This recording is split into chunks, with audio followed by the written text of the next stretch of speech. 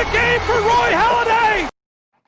What is up, everybody? Welcome back to another episode of the Faithful Fanatics podcast. And today we have the honor to have on ESPN's Get Up, Paul Hembo.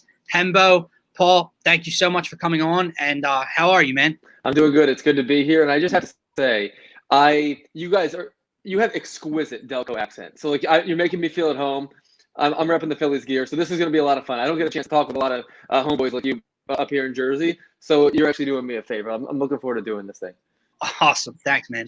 So I guess let's start with the Sixers, right? Because that's what's fresh in my mind after last night's win versus Celtics.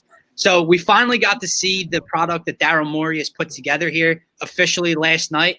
So albeit a preseason game, what are your impressions on Daryl Morey so far and the job he has done constructing this roster? Yeah, so it's early yet. Obviously, they haven't played a game that matters, but so far his tenure's been a home run from where I sit. So if you had asked me entering the offseason what the two biggest priorities were, in no particular order, you would have said dishing the Al Horford contract and collecting shooting. And he did that in one day, the day of the draft. So it's hard to argue against what he's done so far. I think a lot of us have been suspicious that Morey coming this way might be a precursor to trading for James Harden. But even if that doesn't happen, I'm actually fairly confident in this roster that he's constructed, because even though he may have given away more talent than we've gotten back in those deals, they're much better fits here. And I think what matters in the modern NBA is by fitting the right people by your stars. And we have all the data that says if you surround Joel Embiid and Ben Simmons with good shooting, reasonable defenders, they're one of the best two-man tandems in the league. At least they have been in recent history. So to me, that is absolutely the overwhelming storyline of the season. Can those guys ball again together like they did just a couple of years ago? And can Doc get the most out of them? Because if so, you're not going to hear Philly fans talk about James Harden for much longer.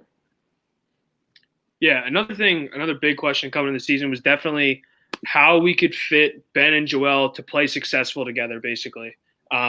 Last year, they didn't look very much in sync. I think that was a huge part to, like you said, roster construction with Al Horford. Yeah. It just all really didn't work well. But then last night, you kind of saw where Joel was kind of playing more off of Ben with everything being wide open. You saw two possessions where he got to the foul line twice, where Ben made his first move, and then Joel made a really nice cut. And he was able to get him the ball in a situation to score, which he ended up getting fouled. Is that how you think is that the main way you think they'll play well together, is Joel playing more off of Ben or vice versa?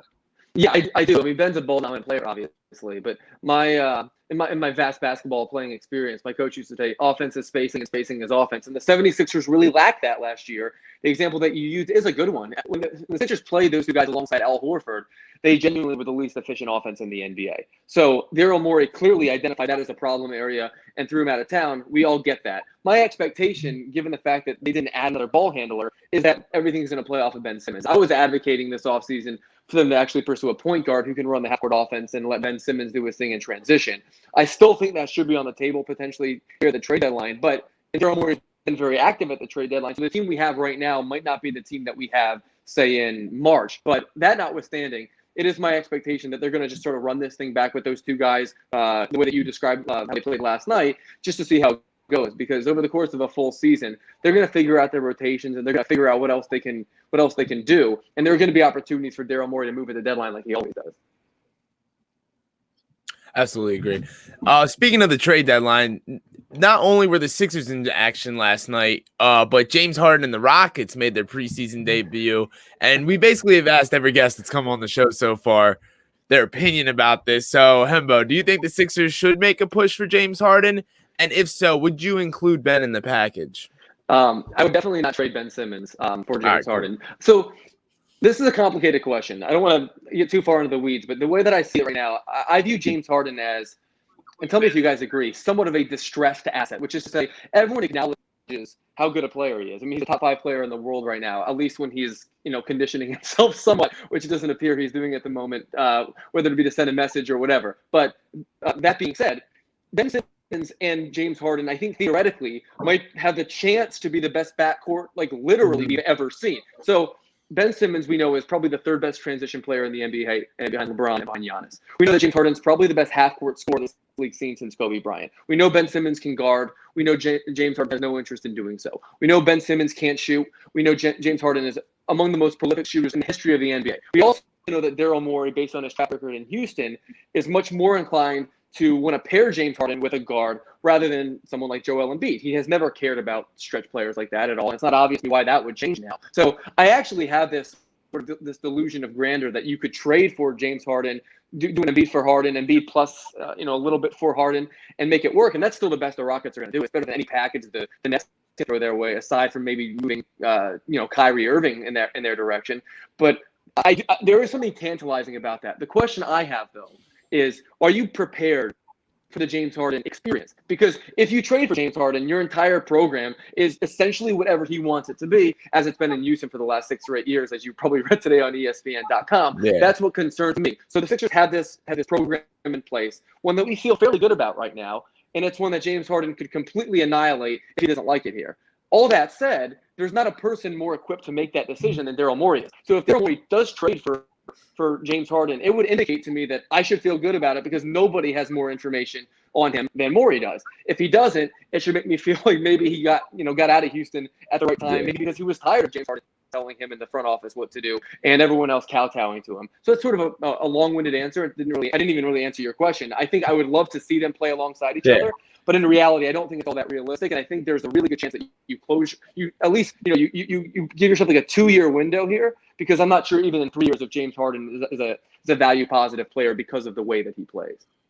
I completely agree with that Ben Simmons, James Harden comment as well. I think that those two together in a backcourt would be absolutely astounding to watch. They're all-time greats at what they do, and what they do is the complete opposite of what the opposite does. So I just like that.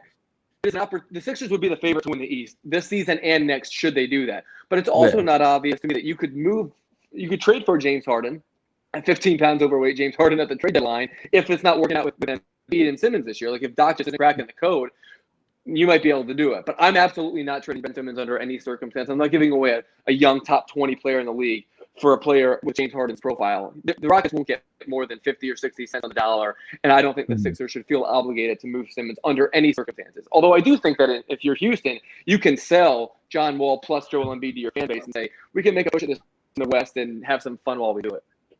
All right, real quick before we move on to a more depressing team, and I throw it to my man George. You mentioned Daryl Morey. You mentioned not wanting to give up Ben. Daryl Morey has stated multiple times, we're not moving Ben. We're not moving Ben. We know he loves Joel. So I don't see how they move Joel either.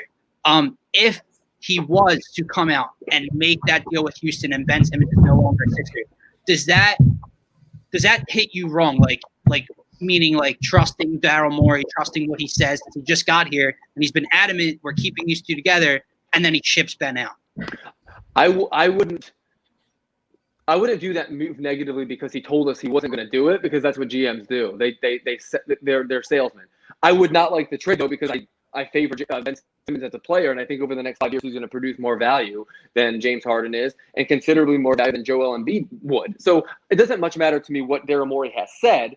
I'm pretty confident though that if in an honest moment you ask Daryl Morey, which of these two guys would you want as a centerpiece for this program moving forward, he would say Ben. And the reason for it is because his track record, which of course you all know is analytics driven, does not view players like Joel Embiid as the future of the NBA. Joel Embiid, in my judgment, is a better trade asset given the position he plays and the trajectory of his career than he is an asset on the Sixers if they can't make it work the way they did 2 years ago.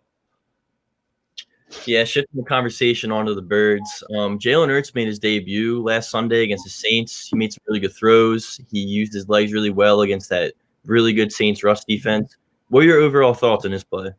Well, first of all, did that game not just like breathe life into you guys? Like I was watching that game with the kind of emotion like with the NFC Championship game in 2002. Like I was so friggin' into it. Like my wife and dog thought I was absolutely crazy. I was so checked out. It feels good to get a victory Monday. We haven't had it in a while. It felt really good. Yeah, it felt good to like watch a football game and feel and just feel it again, right? Like it's like you got back with your girlfriend and it was like, oh yeah, that's what it's supposed to feel like, after 2 months of just complete garbage. So in a nutshell, I'm not all that surprised that Jalen Hurts played well, because you guys probably know that I think Jalen Hurts can play. He demonstrated considerable growth as a passer his last year in college. We know he can run the crap out of the ball. We know that he's a great leader. We know he's among the more accomplished quarterbacks in the history of college football. So the narrative that he was some sort of project was always confusing to me, because he had proven so much at 2 different elite blue chip college programs and had a lot of experience there playing. I mean, he started as a freshman at Alabama, for God's sake. So I wasn't surprised that he played well, and I think the narrative surrounding him has been pretty lazy and inaccurate. Like I think people forgot or didn't pay attention to how much he improved when he was there.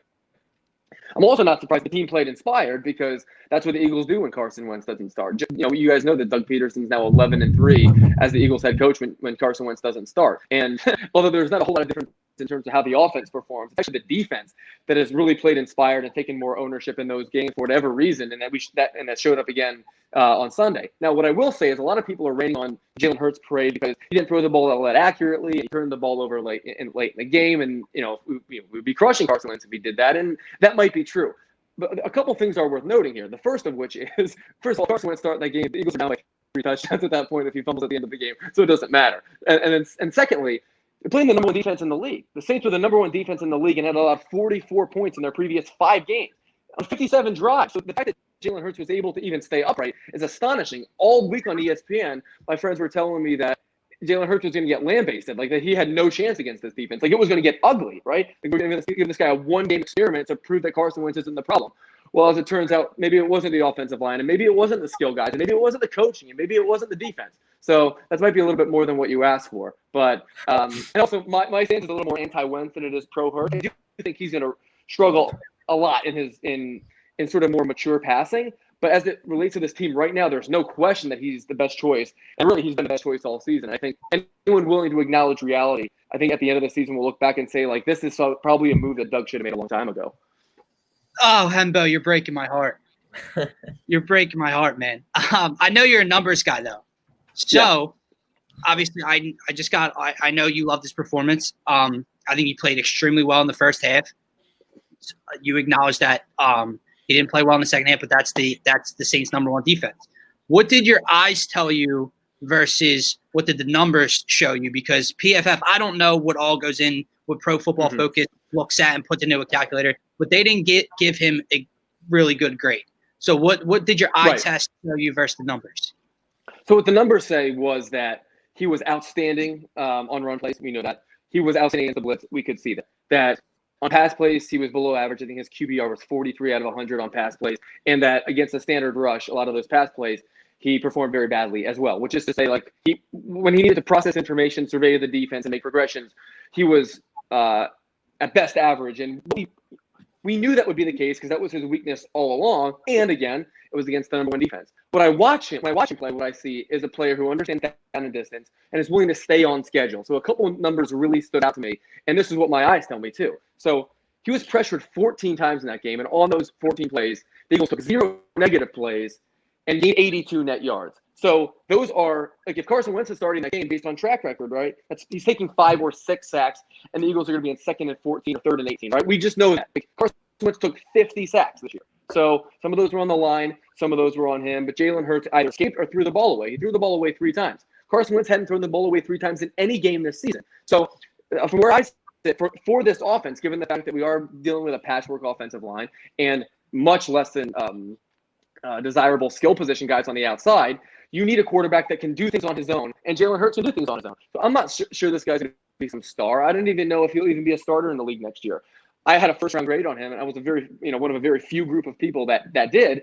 I don't know if I'll be proven right or not. But the bottom line is, if you have a bad line, if you have bad guys on the outside, you need a quarterback that can do things. He can do things with his legs. And I think over the course of the last month of the season, he can microwave some success. And if he was able to do that against the Saints, even without any tape, even with a little bit of tape, he should be able to do so against Arizona and the rest of the teams within our division the last 2 weeks of the season. Yeah.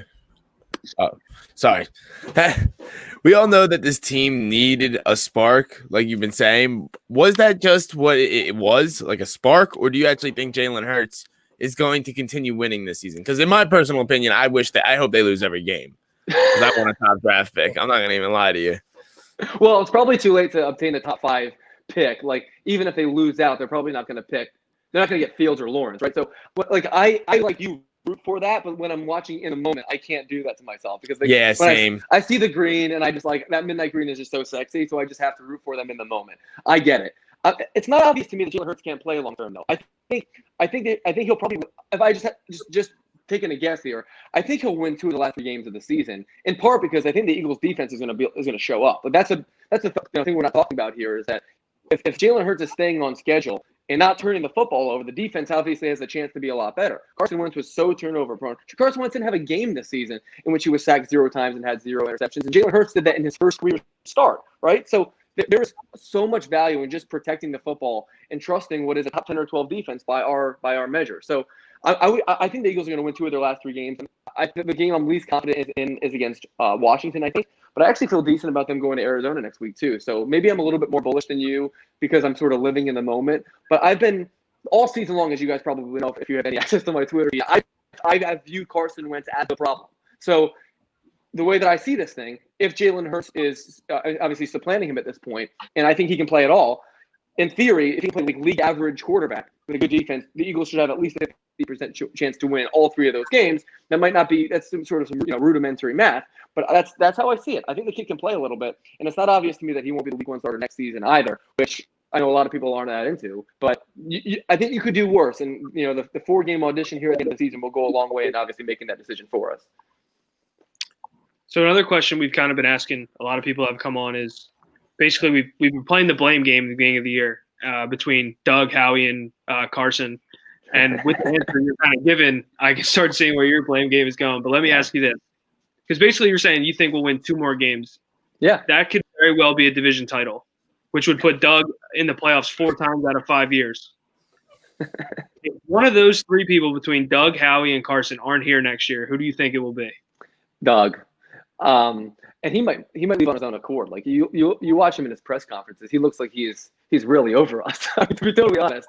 And if the Eagles do miss the playoffs, though, someone's going to go, right? Because that's just how this thing works. Now, my guess is that Howie has a better chance to stay because Howie's track record, even though he has not drafted at all in his second iteration here as GM, he did win a Super Bowl with this team and build a roster that was decimated 2 years earlier by Chip Kelly. So I think what he did is still one of the more impressive things that any GM has done in the last 15 or 20 years.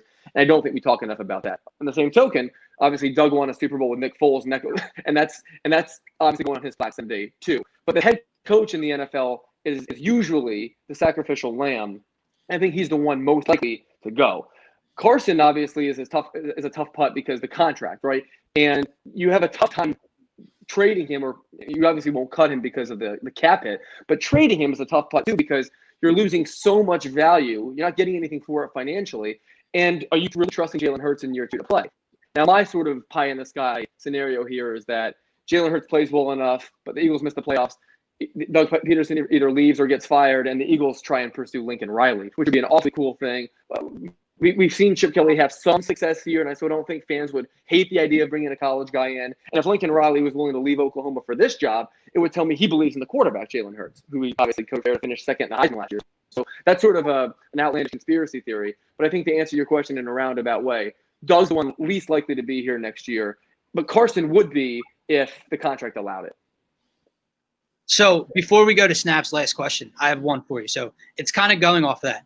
Would you rather see, Hembo, as a fan, not as an analyst, as a fan, would you rather see Doug with Jalen or Carson with a new regime? Doug with Jalen. Look, I need you to like 5 minutes ago, you told me an answer I provided you, like, broke your heart. I need you to tell me. I must admit, I don't know intimately all of your opinions on Carson Wentz and how this has gone down. I need to know why he has apologized for so much. I need to know why he has made excuses for more than any quarterback in this town ever. If Donovan McNabb ever played this bad, we would have punted him to the sun. I need you to tell me why you are so heartbroken by Carson Wentz's inevitable demise. Because it's not obvious to me that he's all that likable. It's not all that obvious to me that he's done enough winning here to warrant it. He's seemingly a fan favorite, but I don't quite get why. Now, I don't live locally in the market, but to me, like, there's a real disconnect between what I see on the field and what I hear from fans like you on the radio. Because to me, it's not obvious that he should, like, I feel like I'm surprised more people don't feel like me about Carson Wentz. See, the funny thing is, like, with doing this podcast and all I normally get flooded in the comments with is people with your opinion. So okay. We're kind of reverse here. Look, it's weird. Dude, he's been awful. I'm not defending him this season. But I don't, like, I'm not even just talking about 2017 because everyone says, oh, he had one good year, he's MVP, blah, blah, blah. Okay, Last year, he was the first quarterback throw for 4,000 yards and not a single wide receiver have over 500. To me, Hembo, the issue is the whole roster construction, the coaching. Like, you've done nothing to help this kid out. It's, to me, the team is still as bad as it was as the end of last year. His hero ball in the last 4 games masked all of that. You did nothing to help him out going forward except draft his replacement and draft project picks, and now he's not playing well because of it. The interceptions, I know they were nauseating this year, but he's never been a quarterback to throw interceptions like that. It's 1 year. If he plays like this next year, I want to have you back on the show a year from now, and I will tell you I was so far wrong. Everyone was right. But can I get more than 10 bad games? 10 bad games? Like, that's the whole season. Okay, so here's where I'm at with this, right? So all of what you said is that you made a very good argument for him. That 4,000 yards, 500 that I gave Orlovsky, by the way, but that notwithstanding, Carson, we're not talking about 10 games. We're talking about 4 years of average quarterback play. This is obviously his worst year, but what he did in the last month of last season was awesome. But it was against the division, and none of those wins, in my judgment, were all that good. Sure, he elevated a roster around him, but let's not forget the fact that Nick Foles was the one that resurrected this team from a 5-6 start in 2018. Let's not forget that Nick Foles' numbers in 2017 were as good as Wentz's after we replaced him. Like, there's a chance, okay? Just wrap it around. Like, I think there's a chance that Carson Wentz was never actually that good, and he was always a byproduct of the people around him. Because in 2017, that team was so good it won the Super Bowl without him and without their Hall of Fame left tackle, right? That's an all-time great roster. Aside from that, Carson's 24-30-1 as the starter of this football team. And in 2016, 18, 19, and 20, generally speaking, we're talking about average rosters. You acknowledge how bad the roster is this year. And he played down to it, right? So I think there's a chance that Carson Wentz is a player who is just a product of his environment. The same as Matt Ryan and Jared Goff and Jimmy Garoppolo and Cam Newton. Or like that. And if we're willing to accept that's who he is, I'm good with it. But we need to stop talking about Carson Wentz like as any deviation from 2017 is someone else's fault. He has been objectively terrible this year. And it was only 1 game against the Saints and half a game against the Packers. He was averaging 6.5 yards to play with Jalen Hurts as their quarterback right now against 2 decent defense, one really good defense and 1 average defense. The average like 1.5 yards less than that with Carson Wentz. It's the difference between like the Packers and the Bengals this season. Okay, we're talking about a considerable gap in performance. Maybe it's just because of the fit. Maybe you're right. But this is more like an observation here. When I watch Carson Wentz play, and like literally after week 1, I was sort of ringing the siren screen. I did a monologue after week 2 about this. He looks broken. Like, he looks like his decision making. It looks to me like the way he surveys the field. It looks to me like his processing is totally askew, and he needs to be rebuilt. And that's not a statistical thing, even though you obviously can't support that with numbers. But why is it? Because I go back to Doug. I want Doug out of here. Mm-hmm. So I get it. Doug is what now 11-3. You said with a backup quarterback. That's great. And maybe it's Carson and Doug's better. Blah blah blah. My thing is everything you're seeing. Carson's better out of the pocket. He doesn't move the pocket. He doesn't roll Carson out. He abandons the run. Miles Sanders ran the ball down Cleveland's throat one time, the first drive in a monsoon. Yeah. He's got Carson dropping back behind that offensive line.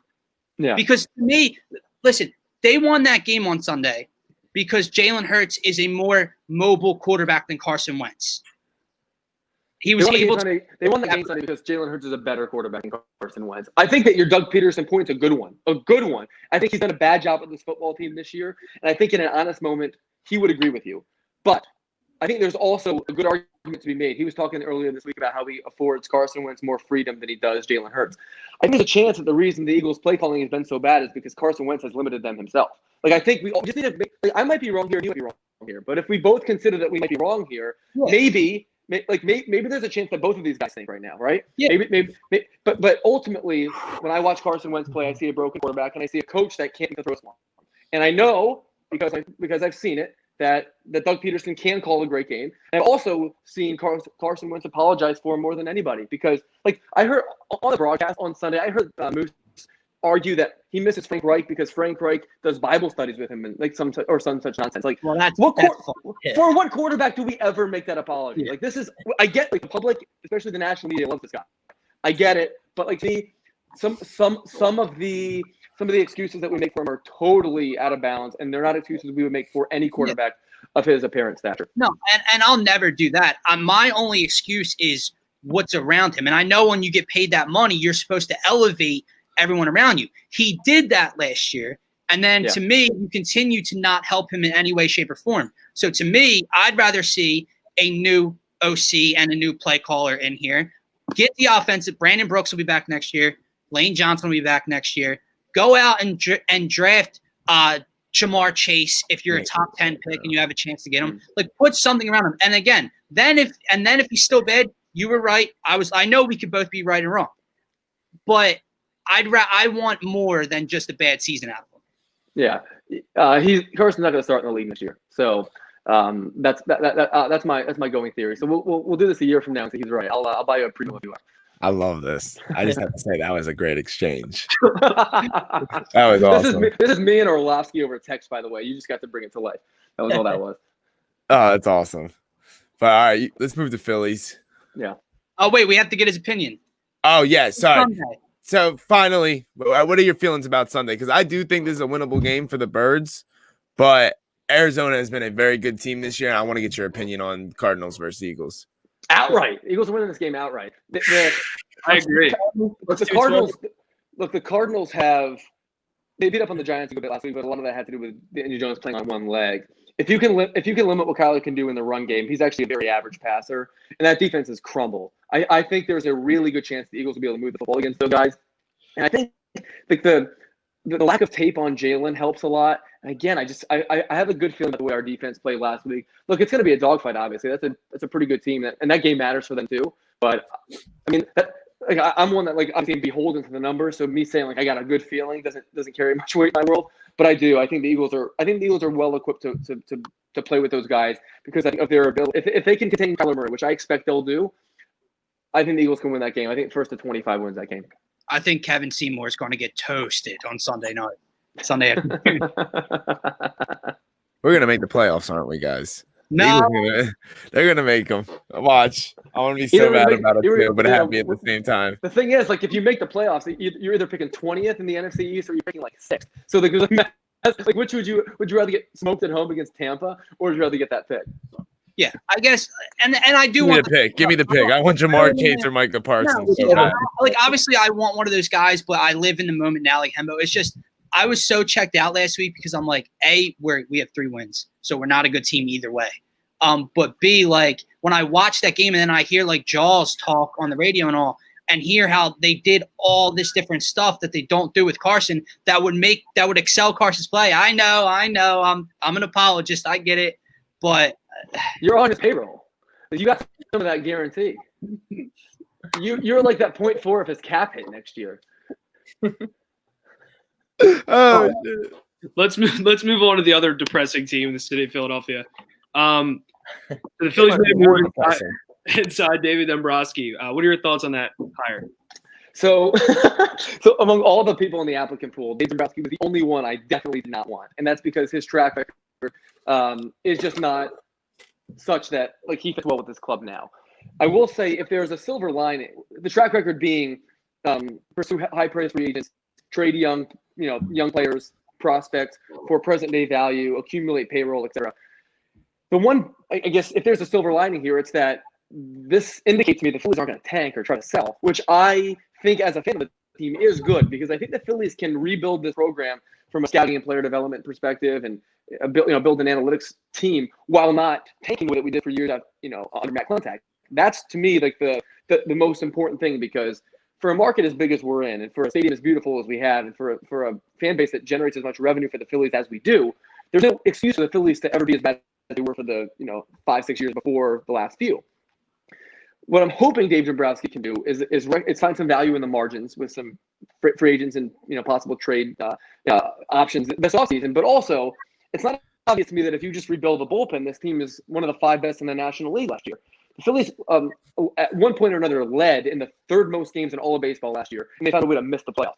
That's how bad their bullpen was. So, sure, you might have to watch JT Realmuto walk, right? You might have to rebuild your lineup a bit, but that to me isn't the problem. If the Phillies can find some real value in the bullpen, and Dave Dombrowski has a good track record of doing so without giving away a ton of future talent, I think I could come around to the move. But when I saw the press release, I have to admit that I was a little bummed out because I'm of the opinion that the Phillies would. The much more important thing than trying to win right now for the Phillies is to try and compete now and build the program long term so that you can sustain this thing a little bit the way that we did from 2007 to 2012, because it doesn't appear that we're all that close to getting there. Yeah, I'm completely with you. It's the one guy that I really did not want here, but everything we've heard from Middleton is he wants to save money. He lost a lot during the pandemic. He doesn't want to spend. Is this hire a sign that maybe he's finally going to get off his wallet and we're going to spend some money in Philly? Or do you think maybe we wait one off season and then that's when we go in? I don't think the Phillies will spend big this offseason, but I'm good with that. It's the owner of the team. He can spend his money how he wants, but you can't sell me an artificial bill of goods, right? You can't sign Bryce Harper and Zach Wheeler and all of a sudden punt because some guy in China ate a bat, right? You can't. You have your foundation has to be stronger than that. So from where I sit, Dave Dombrowski should want to keep this team competitive right now to a point where, let's say, if they hit their 75th percentile, they can make the playoffs, right?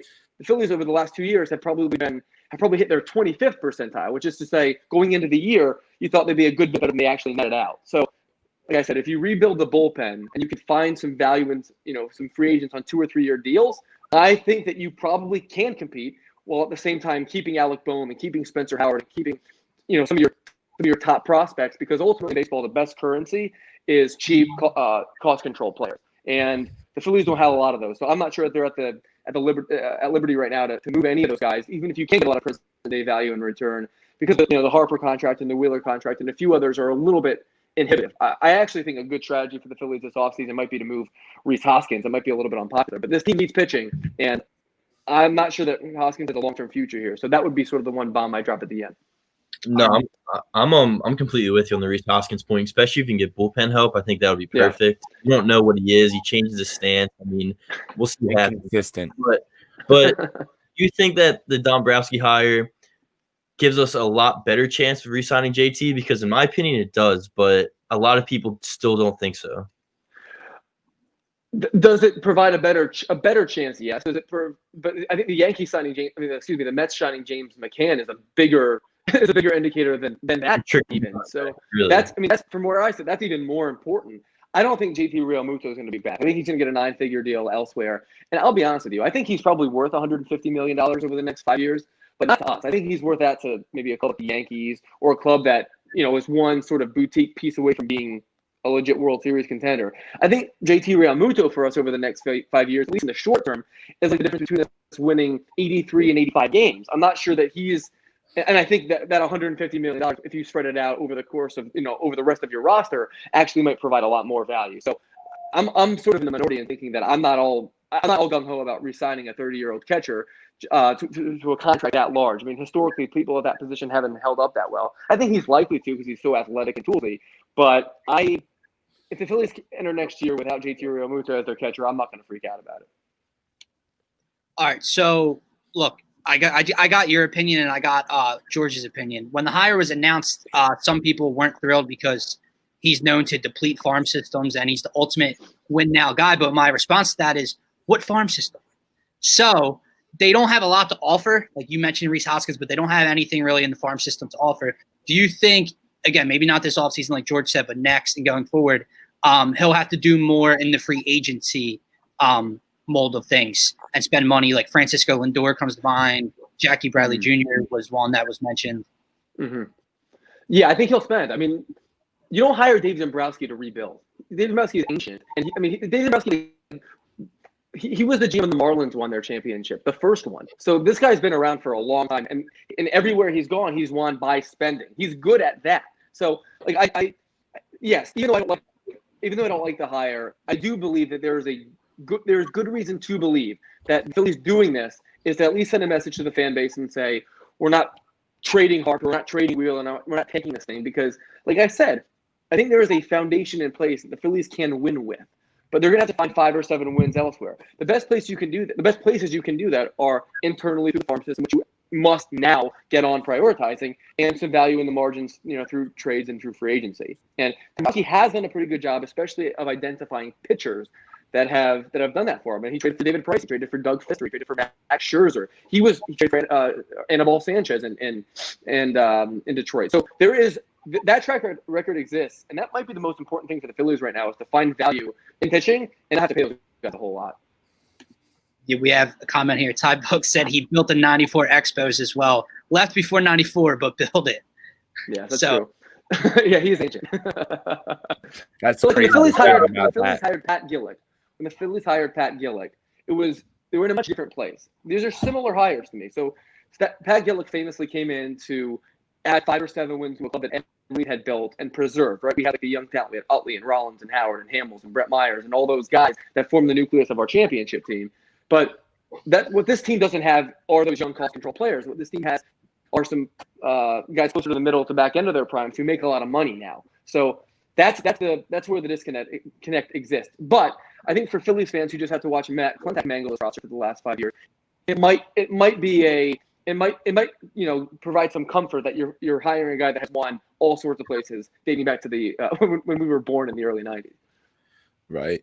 Oh my God. All right, Paul. Well, thank you so much for taking over a half hour of your time to come on. I love the Phillies gear, man. And I hope you're right. I hope we make the playoffs. We'll see. But I would love to have you on another time, and thanks for coming on. All right, later, boys. Great talk. Thank you. We done? We good? Yeah, I got you.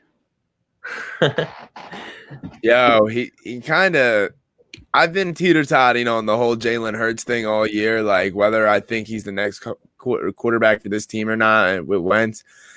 He made some great points, man. Yeah, he really did. But it was eye-opening. The crazy thing is he brought up Dan Orlovsky, so I guess they communicate. Because, if we had dance, that would be, the total opposite. Just the total other side of the spectrum. That was really cool to see. Look, the only thing I didn't want to, I was going back and forth with him a little bit. I knew you were not. I knew once he said all that stuff about Carson, you would have looked. If you were a cartoon, that would have been when they boil red and I just seen it in your face, ready to go.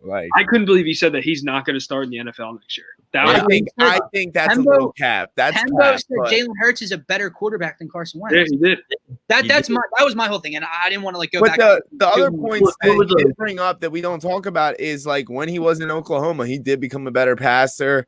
And you know what? I was even listening today, and a lot of points they were making about Jalen, when he's in that pocket, even though in the pocket they were doing different things more creatively with him than they have been with Wentz. He did have the slightest bit of Russell, knowing where to step in the pocket to avoid contact. The biggest stat that Hembo just told us was the 14 pressures and no negative yards. That was the biggest one. And that's why I said, look, I think he did a lot more of on the side of Wentz isn't the future, which is fine. Maybe he's not. Maybe I'm wrong. Maybe Gint's wrong, whatever. But the thing is, Jalen Hurts played one game. Game. I agree with that. 163 yards, had a 43 QBR, whatever he said. The Eagles won on Sunday. Let's shift gears before we move to the Sixers. Let's just talk about this crazy game that they actually won. All of us didn't really think it, but we were all it would be the most Eagles thing for them to do is win. The Eagles won that game because of his mobility and he showed, I'll put it this way, he played great in the first half. He showed a lot of poise. He showed a lot of confidence. He wasn't rattled. That throw to Alshon Jeffrey was the best throw of the night, and he got smacked in the mouth when he threw it. He was awesome. But in the second half, now I get it. It was number one defense. You could throw that in there too. But to me, it took one half for the Saints to adjust to the type of style that Jalen Hurts plays. They're the number one defense in the league. He threw for 38 yards. In the second half, he was 5 for 9 for 38 yards. 11 runs for 38 yards. So he didn't run all over him in the second half. And the lost fumble, which there were comments on the live stream saying, oh, it's the end of the game. That almost cost him the game because the Saints almost recovered the onside kick. If that's Carson, he's getting killed. So he was great in the first half. He was below mediocre in the second half. Wait, go into that Carson comment. And hold on, one more thing. He was very one read, and Hembo mentioned this. He was one read. If it's not there, he got the hell out of there. And that's great. And he knows what he needs to do, and it was simplified. But what I'm more geared to is not anti-Hurts. I want Hurts to succeed. If he leads the Eagles to a playoff run, I love it, okay? But I need more than one game. So for the fans out there that think I got comments that he's going to be the next big thing, he's the next star. Dude, he played one game and threw for 163 yards with a 43 QBR. I need to see more out of the kid's arm before I judge what he is as a franchise quarterback. That's it. I'm not hating on him. Just show me more. But your comment with Carson, how we would have killed Carson if he fumbled that late in the game, we wouldn't have killed him if he'd won the game the same way Jalen did. But if Carson had that same game that Jalen did, or somehow put a game together where he played good enough to beat the Saints, even if they adjusted in the second half and he had a fumble and they pressured him and kept him locked down, we would be having a totally different conversation about Carson now. If the defense didn't give up 59 points in back-to-back weeks, we would have beat the Pittsburgh Steelers and the. No, you're absolutely right, but as far as turned into the 85 Bears. Yeah, as like the last we can say about like this team right now, like as of right now, Jalen Hurts moving forward, if he's the starter for the rest of the year, one, I'm not mad about it. And two, if he plays good, I want him to have a shot going into next season fighting for the starting job. That's just fair. No matter thing, especially if somehow they win this division. If they win this division somehow, I don't care that what would it be, 3 more games to basically clinch it over anyone else. We would be playing division opponents. If you beat Dallas, Washington, and I also agreed with Hembo that Washington's probably the hardest game on the schedule just because the offensive line is so bad. But if somehow you beat like a team like Washington and Dallas and the Cardinals these last 3 games, and you somehow clinch, you go, what is that, 7 wins total, 7-9? And you clinch the division, or no, 7-8-1, and you clinch the division. I mean, like, you just got to see what you got. Like, because especially for me, I've been wanting this team to tank all year. But if this kid, he like everyone's right, this kid's just kind of like put a life in the team, like coming on the sidelines, throwing up his frat shit. Like, I loved it. Like everything about it, I just kind of loved. Like, and I'm not just talking about football at this point. Like, there is something to say that the team was kind of rallying behind him. Like, and it just makes you wonder because those were all really good points that Hembo brought up. And it's kind of like, oh, fuck. Like, I didn't really disagree with one thing he said. I sat there and was like, that kind of all makes sense. Like, listen, no matter if you're a Carson apologist or you're a Jalen Hurts supporter through and through, Jalen Hurts is a better option this season to start the rest of the year than Carson. We all know that. His athleticism, the way he uses his legs, is just clear with this offensive line. Jalen Hurts. That right there. Let me touch on that before we move on. The O-line. That's where my whole issue is, and I didn't say that to him. Is it's working now. It looks better as an offense now because he's more athletic. That's not fair to Carson. So to say your offensive line is shit, and let's not fix that and fix the wide receivers that can actually get separation for a quarterback that has proven what he can be in this league, for a kid that's just more mobile and can escape that pressure and it looks better in the moment, that's not fair. I agree. If Jalen Hurts wins out, they win the division, he should have a shot. The money is a whole different thing. But money doesn't matter at this point if the guy proves himself. Under the same circumstances. Yeah. No, I agree with you. Ty Book says, I just want to see more people making all these proclamations on sports radio. It's just crazy. He also says Washington has to lose twice. So if they lose to the Eagles, that would be one of them. Yeah, so they have I know. I think for the rest of the year, Washington and the Giants don't have that great of a schedule. I'll double check that while we talk. Hurt? Like, is Dwayne Haskins the guy right now? Because Alex Smith. I think Alex Smith is playing. I saw. Okay. Yeah, that would be so much different scenario. That's it. Yeah, very much different because Alex Smith and them actually look like a good team. All right, Washington has to play Seattle this weekend, the Panthers, and then us. Yeah, they might go 0-3. Well, I think Washington is a very winnable game for us. To be honest, if McCaffrey plays the week after, Seattle's a winnable game for Washington because the one thing that makes Washington kind of legit for this division, like, is that D-line is just actually like grown-ass men. I don't care if there's a rookie leading them. Like, those are a bunch of grown-ass men. Like, I was watching Baldy break down some film from that game. Oh, my God. The way they get to the quarterback is just – I would be scared. If I'm a team and I see Washington on the schedule, and I'm a quarterback, I would just be sitting there like, fuck, I'm going to get hit a lot on Sunday. Like, that's the only thing Washington had. Like, they might have the best D-line in football right now. Like, They are very, very good defensively. going back to quarterbacks getting hit, I will say though, Jalen Hurts better stop running 18 times if he wants to have a career in the NFL, because that is not going to fucking last. I'll tell you that right now. Yeah, I need to see the arm before I'm all in. That's all I'm in.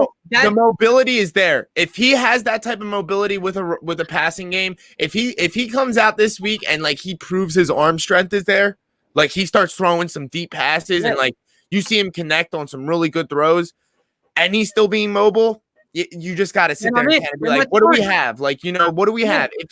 Because the way he's running, man, it's almost like Lamar and them. Like he gets out and just runs and just knows where to run with the ball. And if you attach that with a better arm, like that's just when you have to be like, all right, we have to talk about this. Yeah, and before there was nothing to talk about because nothing had been proven. We had a half of a game from a Packers game, but he went out and beat the best defense.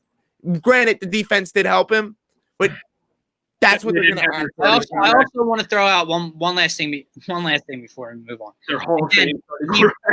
He played great in the first half. I said that with John. They were playing with Taysom Hill. Is that what you're getting to? They played Taysom Hill. Sean Payton. The Saints were on their way to taking that lead until Sean Payton decided to go for it on 4th and 1 with Taysom Hill and call that dumbass play call rolling out to the short side. So you're lucky in those two aspects. Also, let's not act like – so the first – I gave him so much credit for the first touchdown, right? Great throw, took one on the chin, delivered to Alshon. Alshon makes a play, touchdown. That's the other thing. Alshon got the TD. That's like the part that sucks. The 10th point to get to 10 is a field goal because Taysom Hill throws a pick at the Saints 30. The offense doesn't move the ball. Field goal, 10 points. Defense gets a stop. We get the ball. He makes a run, maybe one pass. Miles Sanders, 82-yard rushing touchdown. That gets to 17. And then to get to 24 at the end of the game when the Eagles were stalling for the entire second half and the Saints made it 17-14 and were driving, he gets a big run. He makes a pass to Greg Ward. They call a reverse and end around the Jalen Reagor that goes for almost 20 yards. And then Miles Sanders caps it off with 2 runs inside the 10-yard line. So, look, I just need to see more, man. He definitely gave this team a spark, this offense life. We all knew that was coming. Now let's see. Also, I have no idea how the secondary is supposed to cover Arizona's offense. Like, I know, like, he made points about the defense, and that's very true. We could move the ball against them. I don't know how we stop them because our secondary is so depleted now. See, it's going to be tough, but Arizona really has not looked impressive the last few weeks. It looks like Cliff and but let's, dude, I know more footage on Kyler Murray is kind of putting him in his place more. Dude, I know that we looked good against Taysom Hill last week. But it's Taysom Hill. Let's not act just because there was a quarterback change. Let's not act like the Eagles' defense isn't god-awful against mobile quarterbacks. What is Kyler? We'll prove it. If like this is the game, then maybe it was a fluke. Maybe the Saints game was a fluke.